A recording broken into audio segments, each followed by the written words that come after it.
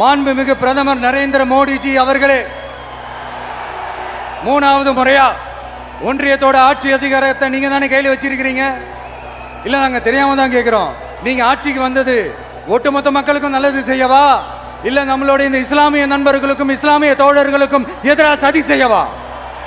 Mister Modiji, നിങ്ങൾ അധികാരത്തിൽ വന്നത് രാജ്യത്തെ ജനങ്ങൾക്ക് നല്ലത് ചെയ്യാനാണോ, അതോ നമ്മുടെ മുസ്ലിം സഹോദരങ്ങളെ ചതിക്കാനാണോ? ജനങ്ങൾക്ക് നിങ്ങളോട് ചോദിക്കാൻ ഒരുപാട് കാര്യങ്ങളുണ്ട്. അവരുടെ ഒരു പ്രതിനിധി എന്ന നിലയ്ക്ക് ചില ചോദ്യങ്ങൾ ഞാനിവിടെ ചോദിക്കുന്നു. തമിഴ്നാട് നിന്നുള്ള മത്സ്യത്തൊഴിലാളികൾ ശ്രീലങ്കൻ നേവിയുടെ ആക്രമണത്തിനിരയായി. മത്സ്യത്തൊഴിലാളികളുടെ സംരക്ഷണത്തിനായി ഒരു കാര്യം ആവശ്യപ്പെടുന്നു: കച്ചത്തീവ് ദ്വീപ് വീണ്ടെടുത്തു തരിക. ഞങ്ങൾക്ക് ആവശ്യമുള്ളതും നല്ലതുമായ കാര്യങ്ങളൊന്നും ചെയ്യാതെ അധികാരം കയ്യിൽ വെച്ച് ജനങ്ങളെ വഞ്ചിക്കുകയല്ലേ നിങ്ങൾ? ഒരു റെയ്ഡ് വന്നാൽ ഇതുവരെ ഇല്ലാത്തൊരു മീറ്റിംഗിന്റെ പേര് പറഞ്ഞ് DMK നേതാക്കൾ ഡൽഹിയിലേക്ക് പോകുന്നു. അവിടെ ഒരു സീക്രട്ട് മീറ്റിംഗ്. അത് കഴിയുമ്പോൾ പിന്നെ ആ വിഷയം കാണാതെയാകുന്നു. Stalin uncle, what uncle, it's very wrong uncle. DMK എന്നോ BJP എന്നോ വ്യത്യാസമില്ലാതെ, സ്റ്റാലിൻ എന്നോ മോദി എന്നോ വേർതിരിവില്ലാതെ കേന്ദ്ര സംസ്ഥാന സർക്കാരുകളെയും പ്രതിപക്ഷത്തെയും ഒരുപോലെ വിമർശിച്ച പ്രസംഗം. ജനസാഗരത്തിന് മുൻപിൽ 30 മിനിറ്റിന് മുകളിൽ നീണ്ടു നിൽക്കുന്ന ആ വാക്കുകളിൽ സിനിമാ സ്റ്റൈലിൽ പല എലമെന്റുകളും കടന്നു വന്നു. ആ 30 മിനിറ്റ് തമിഴ് രാഷ്ട്രീയത്തിന്റെ വർത്തമാനവും ഭാവിയുമാണ്. ആ സൂപ്പർ താരം ഇന്ന് ഇന്ത്യൻ രാഷ്ട്രീയ രംഗത്തെ ചർച്ചാ വിഷയമാണ്. സിംഹം വേട്ടയാടാൻ മാത്രമേ പുറത്തേക്ക് വരൂ. വേട്ടയാടുമ്പോൾ ജീവനുള്ള തന്നേക്കാൾ വലിയ മൃഗങ്ങളെയാണ് വേട്ടയാടുക. എത്ര വിശന്നാലും ജീവനില്ലാത്തതും കെട്ടുപോയതുമായ ഇരയെ തൊട്ടുപോലും നോക്കില്ല. അങ്ങനെയുള്ള സിംഹം ഒന്നിനെയും അത്ര എളുപ്പത്തിൽ തൊടില്ല, തൊട്ടാൽ വിടില്ല. കാട്ടിൽ പല മൃഗങ്ങളും കാണും, പക്ഷെ സിംഹം ഒന്ന് മാത്രമേ ഉണ്ടാകൂ. ഒറ്റയ്ക്കാണെങ്കിലും രാജാവാണത്. ഇതൊരു വിവരണം മാത്രമല്ല, ഒരു പ്രഖ്യാപനം കൂടിയാണ്. ഇങ്ങനെയായിരുന്നു കഴിഞ്ഞ ദിവസം മധുരയിൽ നടന്ന തമിഴക വെട്രി കഴകത്തിന്റെ 2ാം സംസ്ഥാന സമ്മേളനത്തിൽ പാർട്ടി അധ്യക്ഷൻ വിജയ് തന്റെ പ്രസംഗം ആരംഭിച്ചത്. എൻ നെഞ്ചിൽ കുടിയിരിക്കും അൻപാന നൻപ നൻപികൾ എന്ന സ്ഥിരം ഡയലോഗ് മാറ്റിപ്പിടിച്ച് ഡയറക്റ്റായി പോയിന്റിലേക്ക് കടന്നുള്ള തുടക്കം. താൻ ദളപതി മാത്രമല്ല, തലൈവർ കൂടിയാണെന്ന് വ്യക്തമാക്കുന്ന വാക്കുകൾ. പൊതുവെ മിതഭാഷയായ വിജയിയെ കഴിഞ്ഞ കുറച്ചു കാലമായി തന്റെ സിനിമകളുടെ ഓഡിയോ ലോഞ്ചിലും സക്സസ് മീറ്റുകളിലുമായിരുന്നു കണ്ടിരുന്നത്. ആ വേദിയിൽ 20-30 മിനിറ്റ് നീണ്ടു നിൽക്കുന്ന ഒരു സ്പീച്ച് കേട്ടിരിക്കുന്നവർക്ക് ഒരു മോട്ടിവേഷൻ നൽകി അയാൾ അത് അവസാനിപ്പിക്കും. ബീസ്റ്റിന്റെ സമയത്ത് നെൽസണോടൊപ്പം ചെയ്ത അഭിമുഖമല്ലാതെ മറ്റൊരു ഇന്റർവ്യൂവിലും ഈ അടുത്ത് നാം വിജയിയെ കണ്ടിട്ടുമില്ല.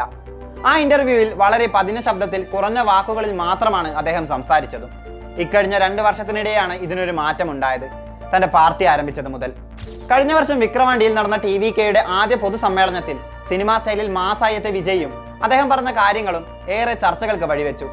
ഇന്നിതാ 2ാം പൊതുസമ്മേളനം അതിനേക്കാൾ ഗ്രാൻഡായി, അതിനേക്കാൾ കൂടുതൽ ആളുകൾ പങ്കെടുത്ത ഒന്നായി മാറിയിരിക്കുന്നു. ആരുടെയും പേരെടുത്ത് പറയുന്നില്ല, എതിർ പാർട്ടികളെയും നേതാക്കളെയും ഭയപ്പെടുന്നു. ആകെ കൂടെയുള്ളത് കുറച്ച് ആരാധകർ മാത്രമെന്ന് തുടങ്ങി പാർട്ടി തുടങ്ങിയപ്പോൾ വിജയ് നേരിട്ട എല്ലാ വിമർശനങ്ങൾക്കും ഒരൊറ്റ ദിവസം കൊണ്ടാണ് അദ്ദേഹം മറുപടി പറഞ്ഞത്. തന്റെ വാക്കുകളും കാണാനെത്തിയ ആളുകളുമായിരുന്നു ആ ഉത്തരം. പെൺകുട്ടികൾക്ക് 1000 രൂപ കൊടുത്താൽ എല്ലാമായോ? പഠിക്കുന്നിടത്ത്, ജോലി ചെയ്യുന്ന സ്ഥലത്ത്, പുറത്തു പോകുമ്പോൾ അവർക്ക് യാതൊരു സുരക്ഷയുമില്ല. അവരുടെ ശബ്ദം നിങ്ങളുടെ കാതിൽ കേൾക്കുന്നുണ്ടോ അങ്കിൾ? എങ്ങനെ ചോദിച്ചാലും ഇവരുടെ അടുത്ത് നിന്ന് ഒരു ഉത്തരവും ലഭിക്കില്ല. കാരണം ഉത്തരം എന്തെങ്കിലും ഉണ്ടെങ്കിലല്ലേ ലഭിക്കുകയുള്ളൂ. സ്റ്റാലിന്റെ കപട നാടകം കണ്ട് നോക്കി നിൽക്കാനാകില്ല. അതിരൂക്ഷമായാണ് തമിഴ്നാട് മുഖ്യമന്ത്രിയെയും പാർട്ടിയെയും വിജയ് വിമർശിച്ചത്. DMK രാഷ്ട്രീയ എതിരാളി എന്ന് പറഞ്ഞ വിജയ് BJPയെ പ്രത്യയശാസ്ത്ര ശത്രു എന്ന് വിശേഷിപ്പിക്കുന്നു. 2026 തെരഞ്ഞെടുപ്പ് TVKയും DMKയും തമ്മിലാകുമെന്നാണ് വിജയിയുടെ വാദം. ആരുമായും തന്റെ പാർട്ടി സഖ്യമുണ്ടാക്കില്ലെന്നും അദ്ദേഹം കൂട്ടിച്ചേർത്തു. BJPയുമായി സഖ്യമുണ്ടാക്കിയ അണ്ണാ DMKയെയും എതിർക്കുന്നതിലൂടെ RSS രാഷ്ട്രീയത്തോട് കൃത്യമായ അകലം പാലിക്കുകയാണ് അദ്ദേഹം. നീറ്റ് എക്സാമിന്റെ വിഷയത്തിലും കേന്ദ്ര സർക്കാരിനെ വിജയ് വിമർശിച്ചു. മുൻപും നിലപാടുകൾ കൊണ്ട് വ്യത്യസ്തനായതാണ് വിജയ്. മെർസലിലെ ക്ലൈമാക്സിൽ GST വിമർശിച്ച് കേന്ദ്രം ഭരിക്കുന്ന പാർട്ടിയുടെ കണ്ണിലെ കരടായി അദ്ദേഹം. സിനിമയ്ക്കെതിരെ BJP പ്രവർത്തകർ ബഹിഷ്കരണ ആഹ്വാനം വരെ നടത്തി. പക്ഷേ ആ പരാമർശത്തിന് വിജയ് മാപ്പ് പറയുകയോ സിനിമയിലെ സീനുകൾ കട്ട് ചെയ്യപ്പെടുകയോ ചെയ്തിട്ടില്ല. ഇക്കഴിഞ്ഞ മാർച്ചിൽ ചെന്നൈയിൽ ഇഫ്താർ വിരുന്ന് സംഘടിപ്പിച്ച വിജയിയെ ഇതെല്ലാം രാഷ്ട്രീയ സ്റ്റണ്ട് എന്ന് പറഞ്ഞാണ് എതിരാളികൾ വിമർശിച്ചത്. എന്നാൽ കഴിഞ്ഞ ദിവസം നടന്ന പാർട്ടി സമ്മേളനത്തിൽ താനും തന്റെ പാർട്ടിയും ന്യൂനപക്ഷങ്ങളോടൊപ്പം ഉണ്ടാകുമെന്ന് വിളിച്ചോതുകയാണ് അദ്ദേഹം. സ്ത്രീകളുടെയും കുട്ടികളുടെയും പ്രായമായവരുടെയും സുരക്ഷയാണ് മുൻഗണന. കർഷകർ, യുവാക്കൾ തുടങ്ങി പ്രത്യേക പരിഗണന ആവശ്യമുള്ളവരോടും സൗഹാർദ്ദപരമായിരിക്കും തന്റെ സർക്കാരെന്നും വിജയ് പറഞ്ഞു. തന്റെ പാർട്ടി സമ്മേളനത്തിന് മധുരയെ തെരഞ്ഞെടുത്തതിലുമുണ്ട് വ്യക്തമായ രാഷ്ട്രീയം. മുൻപ് അണ്ണാ DMKയുടെ കോട്ടയായ മധുര ഇന്ന് DMKയുടെ ശക്തി കേന്ദ്രമാണ്. അവിടെയാണ് ജനലക്ഷങ്ങളെ സാക്ഷിയാക്കി വിജയ് 2 വർഷം മാത്രം പ്രായമുള്ള ഒരു പാർട്ടിയുടെ പൊതുസമ്മേളനം നടത്തുന്നത്. 1967ലും 77ലും തമിഴ് രാഷ്ട്രീയത്തിലുണ്ടായ അധികാരമാറ്റം പോലൊന്ന് 2026 തെരഞ്ഞെടുപ്പിലും ഉണ്ടാകുമെന്നും വിജയ് പറയുന്നു. പാർട്ടി സമ്മേളനത്തിനിടെ വിജയ് ഒരു അപ്രതീക്ഷിത പ്രഖ്യാപനം നടത്തുകയുണ്ടായി.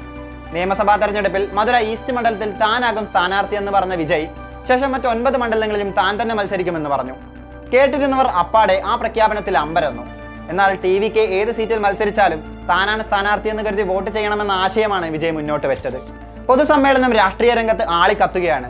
അതേസമയം ഇനിയൊരു വിജയ് സിനിമ ഉണ്ടാവില്ലെന്ന് ഏറെക്കുറെ ഉറപ്പിച്ച മട്ടാണ് ആരാധകർ. ജനുവരിയിൽ പുറത്തിറങ്ങുന്ന ജനനായകൻ അവസാന ചിത്രമാണെന്ന് പ്രഖ്യാപിച്ചിരുന്നെങ്കിലും വിജയ് ആരാധകർക്ക് ചെറിയൊരു പ്രതീക്ഷയുണ്ടായിരുന്നു, അവരുടെ അണ്ണൻ വീണ്ടും സിനിമ ചെയ്യുമെന്ന്.